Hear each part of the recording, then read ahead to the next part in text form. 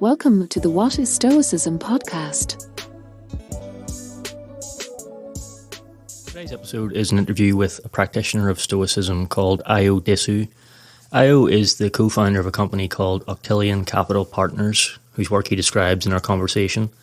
After the background on his work, we get into how Ayo discovered Stoicism and how he practices it. Ayo was a great guest, and I'm hoping to do more of this kind of conversation with practicing Stoics. So please let me know if you found it useful and would like to hear more interviews on the podcast. So without further ado, here's my interview with Ayo Disu. Thanks for joining me, Ayo. To begin, I wonder if you could just tell me a little bit about what you do with Octillion Capital Partners. Yeah, sure. More than happy to.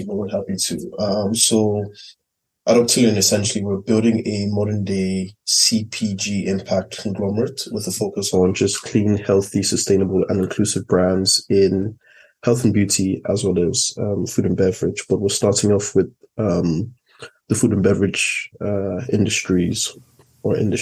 Why? Because I think obesity is considered a modern epidemic. If you look at worldwide obesity, it's nearly tripled since more or less 1975, with about 13% of adults being obese and 39% of adults being overweight. And really, this is just an increase in just sedentary lifestyles and consumption of unhealthy foods. And I think COVID has made this problem even more pressing, with obviously obese patients likely to experience more complications and death from the virus. And ultimately, you are what you eat. So you're seeing maybe a clampdown in policy. So for example, like the World Health Organization highlights the importance of like prioritizing immediate policies, such as restricting like the marketing of unhealthy foods to children and taxation on essentially like sugar sweetened beverages. And as I said earlier, you are what you eat. So if you're eating a lot of unhealthy food, you're more likely to be anxious and depressed. And it's no wonder that the rates of anxiety and depression have climbed globally by more than 20%, I think 25% in 2021. And the answer to just maybe easing your anxiety and your depression might just really be in the change of your diet. But it's obviously not a one size fits all, because for some people, anxiety and depression is a result of maybe past trauma. But in the West, essentially, we're under this illusion that we have so much choice, but really don't. And this is speaking specifically to just our consumption. And the reason why is just because companies such as like Unilever, Kellogg's, P&G control what we consume through their ownership of a range of different brands. And their model is essentially just built on retention, repeat businesses, repeat purchase. And for them to obviously get that repeat purchase, they're going to put certain things, preservatives, additives, sugar into their foods, and more or less just make us dependent on essentially just cheap dopamine. I think what we need is a new generation of brands, and essentially like a new generation of a CPG conglomerate that's focused on just the modern day. So essentially, people are looking for clean, healthy, low carb, high protein, good for you food and beverage brands. And that's essentially what Octillion is or was founded upon, which is just looking to ensure that the foods that we put into our bodies and then the products that we apply onto our bodies should essentially just be clean. And through M&A and operational excellence, we're looking to build a consumer brand conglomerate of 20 brands. Each will be essentially worth maybe 20 to 50 million each brand. But we're buying these brands for obviously less than those amounts and just growing them. And we're just looking to change shopping aisles, shopping preferences by giving consumers just more choice. And we're focused on the food and beverage market for now, at least for the first 5 acquisitions. And then after that, we will transition onto skincare. But that, in essence, is just what we're doing at Octillion. We have a brand in our portfolio now called Lean Caffeine, which offers clean, microtoxin-free, no pesticides, no heavy metal one, coffee, and then on the other hand, we have another brand underneath that called Clean and Pure that offers other functional superfood supplements such as things like bone broth, collagen, and some other things. So yeah, that's and one of the reasons why we bought that, which I'm happy to go into later, is just because essentially that brand, their story matched with the Octillion story, and it made sense for us because again we're mission driven as well as impact led. So yeah, I hope I haven't talked too much, but that essentially is just what we're doing at Octillion, and yeah. Yeah, that sounds really like an admirable pursuit. Mission driven was one of the things that came to mind as you were talking there, and your sort of objective to acquire clean brands, and it's probably like a incentive to contribute to the common good there rather than just the main mission of making more money, I suppose. So is it mainly clean brands then that you would be focused on, not just with diet but in other areas? Yeah, ideally just, and when I say clean, I probably should just specify, just saying by clean we mean just things that are good for you, generally, things that are low carb, high protein, low sugar, and that's their offering, right? We also would like for the brands to be taking strides to becoming more, I would say, environmentally friendly. They don't need to be sustainable all the way from top to bottom, because again, these are small micro SMEs that we're acquiring to turn them into much, let's say, larger SMEs. But the ethos is really just on clean. So anytime you see clean in those terms that I described earlier, the ethos is just to acquire clean brands, and that I've explained is from a food and beverage standpoint. But from a skincare standpoint, it's more, let's say, things that have low ingredient, like a low ingredient list. So organic products as well. So that's what we mean by clean. And yes, we're just looking at acquiring businesses that essentially just have that DNA. And in addition to the clean focus, are there any other principles that you adhere to in your work with Octillion? Maybe not just within the companies that you look to acquire, but also in how you operate day to day? Yeah, I think for us, it's just about being agile, just being transparent in what we're doing. It's about being fair. One, fair for obviously the seller when we're buying these businesses, and then we're always looking to like preserve the legacy of the business, but we will always look to innovate on the business that we've acquired. So what I mean by that is that we can still keep the DNA of that business, essentially the soul of that business, but I think our businesses change and we must adapt to certain things. So if it means pivoting to something that maybe the original founding team or founder may not have considered, it's something that we will look to consider. But we just try to run the business as well as we can. And we hope that, I think our remit is always just to create value. So we're always looking at what is the value add and doing that as transparently, as sustainably, and also as profitably as we can do. Because again, this is, while we are mission and impact led, we are still a for-profit organization. So we're looking to make sure that our brands are profitable so that, to be very honest with you, they can be self-sustaining. But yeah, those are some I would say, I don't know if it's a full list of operating values, but those are just some of the things that we think about as we operate some of these brands, or at least the one brand that we have under our portfolio at the moment. There were some things that sort of stood out to me as where Stoicism would come into play and how you operate a company from day to day. Maybe we'll look back to that. But first of all, I just wanted to sort of ask how you first discovered Stoicism. Yeah.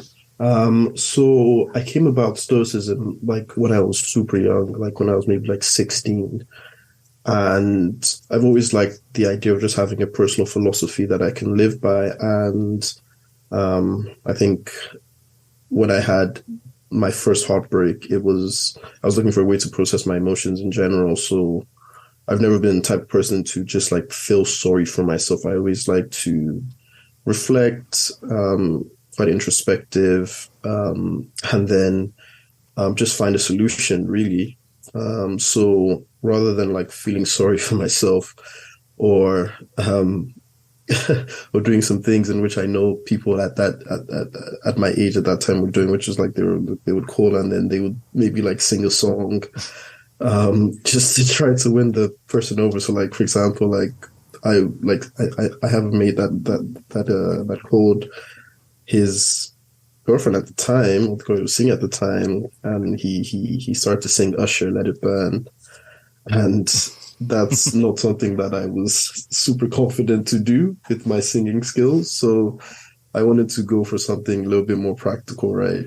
And I was just watching the film Gladiators, and like I just thought like they were super cool. And then just like Googling some more stuff, I came across Marcus Aurelius. Obviously, Maximus was a general for Marcus Aurelius in the film. But just Googling more stuff about Marcus Aurelius, and then came across like Stoicism, and it's one of the Hellenistic philosophy. So you have like Epicureanism, cynicism, skepticism. So Stoicism was the one that I thought was the most in tune to me, especially at that point. And even looking at all those other three philosophies, I'm more realistic optimist, so they're not really my cup of tea. But yeah, I came across Stoicism. I really enjoyed just reading about it, learning more about it. And little did I know that the philosophy would be very, very useful for me just later down in my life. And yeah, that's essentially my venture into Stoicism. That's how I came. So basically, I got my heart broken, and then I found Stoicism. It does seem to come into play whenever it's most needed. People do seem to find it when they're in the midst of some kind of turmoil, and it seems to be a good place to turn. It doesn't necessarily provide answers immediately, but it does give the skill to be able to ask yourself better questions, I think, and come up with your own answers on how to respond to the situations you're facing, which is one of the great things about it, I think. Absolutely. I think for me as well, like Stoicism is just like a tool for self-mastery, right? Perseverance, and also just developing wisdom, which is one of my 4 tenets. And it's something that I'm trying to use, and I think it's something that one can just use to live like an extraordinary life, rather than something you just like another field of philosophy where you're just speaking about it to impress people. Like Stoicism is probably the most introspective philosophy there is, because it's about yourself. It's about improving yourself, and it's not really worried about the actions of other people. And I think another reason that I find solace in Stoicism is just because it's for the doers of the world. So people that obviously find that it provides a lot of clarity, as you've alluded to, like it gives you the ability to, or it gives you the framework to ask better questions.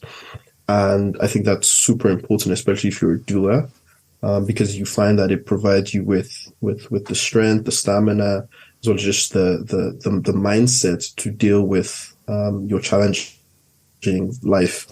For me, it's like, you know how the iPhone has its like iOS operating system. Stoicism is my personal operating system. It's just how I try to live my life. And so far it's working as I'm learning more. Obviously there's a lot that I do not know, but yeah, that's one of the reasons why I like it anyway. Yeah, the personal operating system is a good way to look at it. I think one of the great things too is how versatile it is to be applied to any situation, really. One of the things I was thinking about was obviously in terms of your professional work, you have the 4 virtues there. Justice comes in treating people fairly. Obviously you have employees and people you're involved with in deals. You want to treat them well. You've got wisdom, which is learning from your experiences and applying that to the future business you do. Courage to proceed based on what you think is right. Proceed with specific deals, or I suppose have the courage not to proceed on certain ones. And temperance, which is what to focus on, or which deals to pursue, or, concentrating on specific tasks each day and not spending too much time on things that don't need to be looked at as much? Would those sort of cover how you would apply those things day to day? Yeah, absolutely. Absolutely. I think one seriously important thing is just the fact that for Stoicism, I think one of the main teachings is that you can't control what happens to you, but you can control your reactions to those things that have happened. So that for me is something that I take daily in terms of, let's say, if something has not gone our way, yes, you can get angry. Yes, you can get frustrated, or you can just look at it as a part of the process to essentially just get better, and just maybe double down, re-strategize, and then you go again.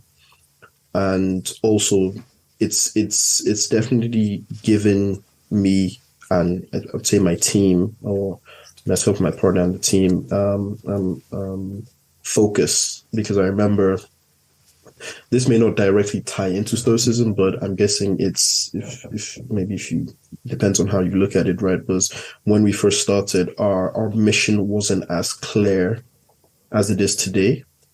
We were looking at acquiring businesses in the e-commerce space, don't get me wrong, but one, in terms of like the spaces we wanted to play in, but then also what the overall mission wasn't super clear.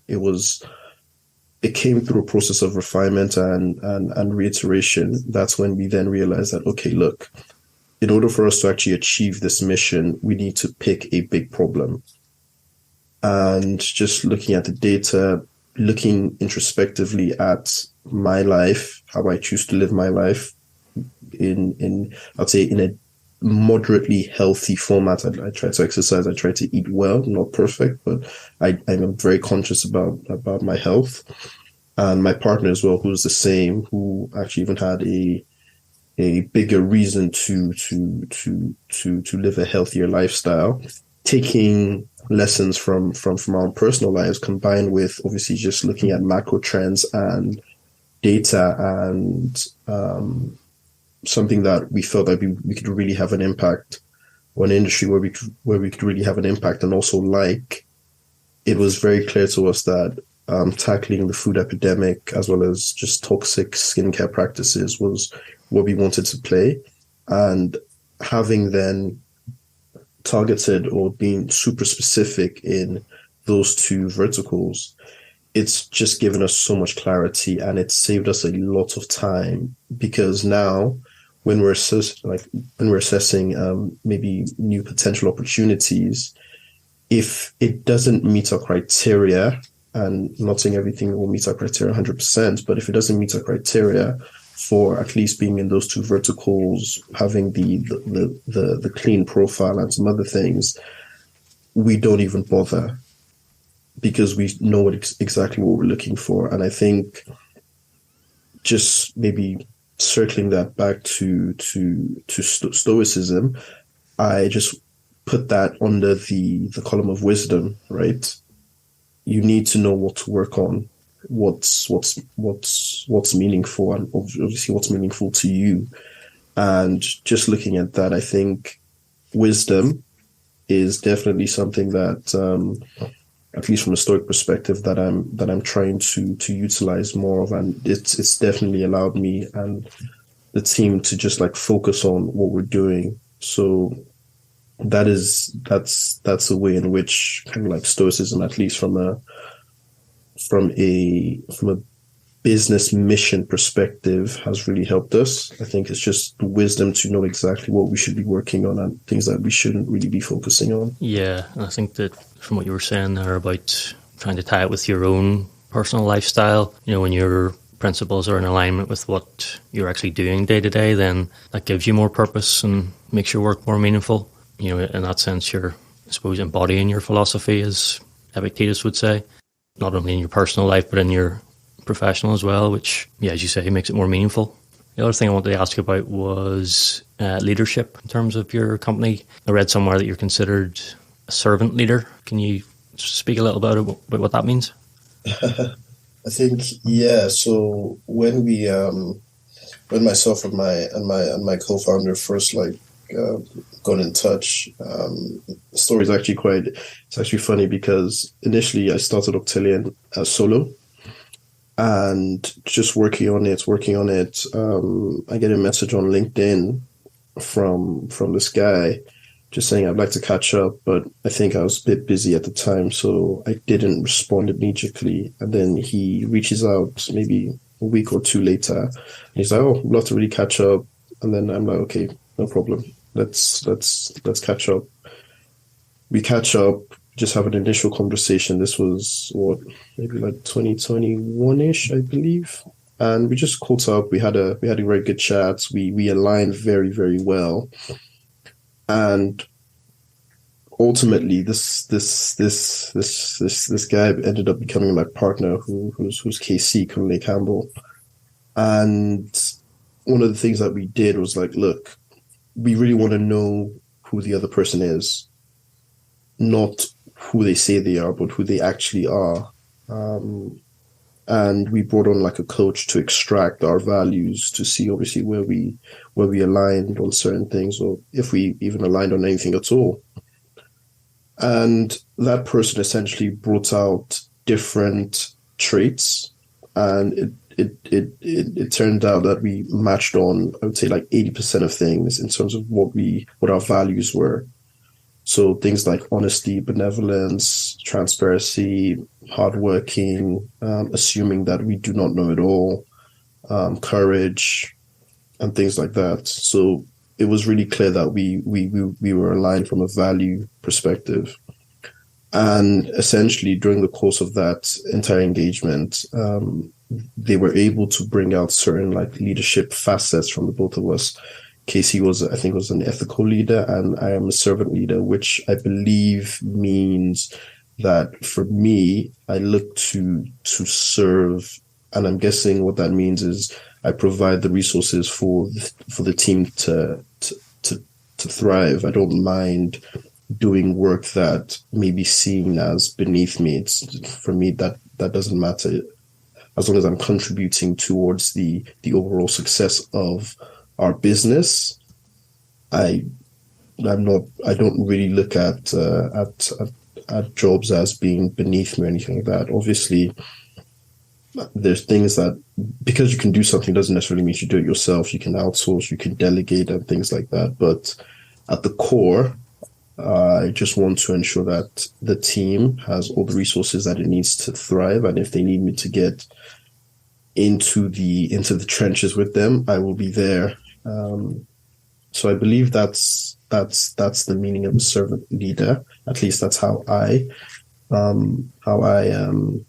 decode what that is to me personally, anyway. Yeah, that's good. I'm actually reading Gates of Fire at the moment. I don't know if you've read that book. It's about the Spartans at Thermopylae, and there's a description towards the end of what a king is. It's in reference to Leonidas, the leader of the Spartans. There's sort of what you might say bullet points of a king is this, a king is that, and you've got things like a king does not require service of those he leads, but provides it to them. He serves them, not they him. I think that's a good example of the type of servant leadership that the Spartans and the Stoics practiced, and a good book too if you get the chance to read it. Yeah, absolutely. Thank you. I've just taken some notes on it. So it sounds super interesting. So I definitely will add it to the list and give you my feedback when I do read it. Excellent. Yeah, Gates of Fire by Stephen Pressfield. So yeah, I think we're sort of getting towards the end of our time here. The other thing I wanted to ask was just about your daily practice. I know you do some Stoic journaling each day. What sort of form does that take? Is it sort of once in the morning and once in the evening, or do you have a different schedule for that? Yeah, so I think the way I journal has changed. So I remember when I first started journaling, was basically the day that I started Octillion, and I at that period in time I would just do it in the evening after a long day, and I would try to keep the cadence of doing it every single evening.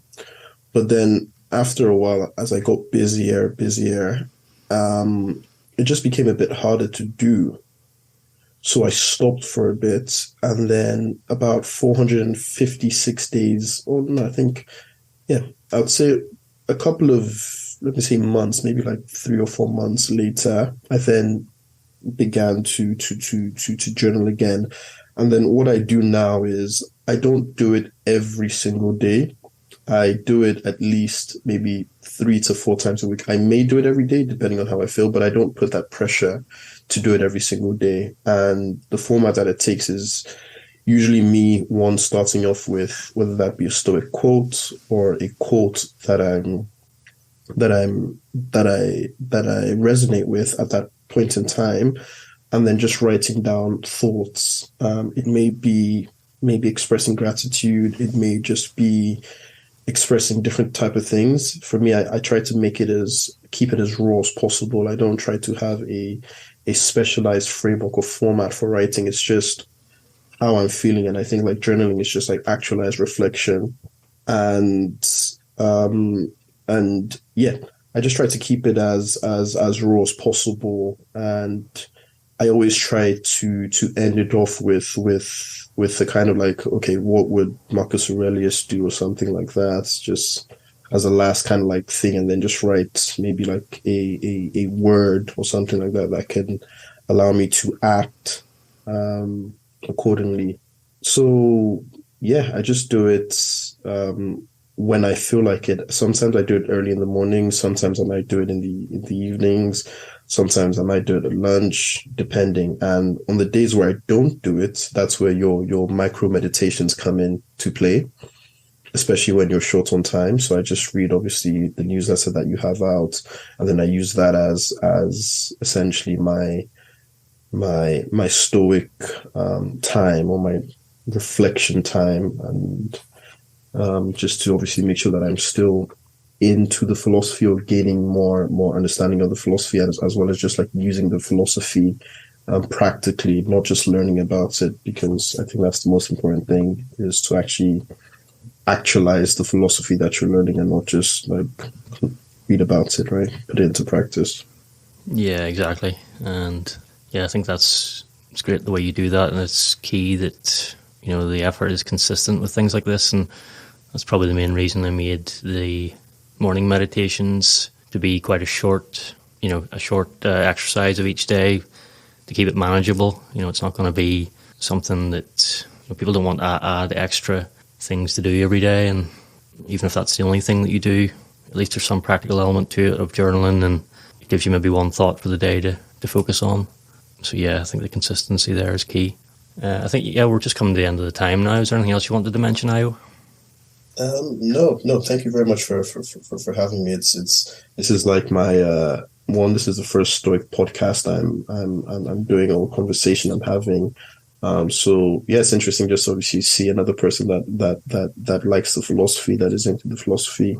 I'm hoping to have more conversations with different people, just to build a community around Stoicism, because I think it's an excellent tool, as I said, just for self-mastery and just gaining perspective, really. But thank you very much for having me, Alan. No problem. Thanks, Ayo. Thanks for taking the time. And just as you say there, I'm trying to do the same thing, really, is trying to speak to more people and build a bit of a community, because I don't do too many of these interviews at the moment, but that's been more of a focus for this year, to try and do more, really. So this is the first of those with that intention. So yeah, appreciate it, and hopefully we'll speak again soon. Absolutely. Thank you very much, Alan.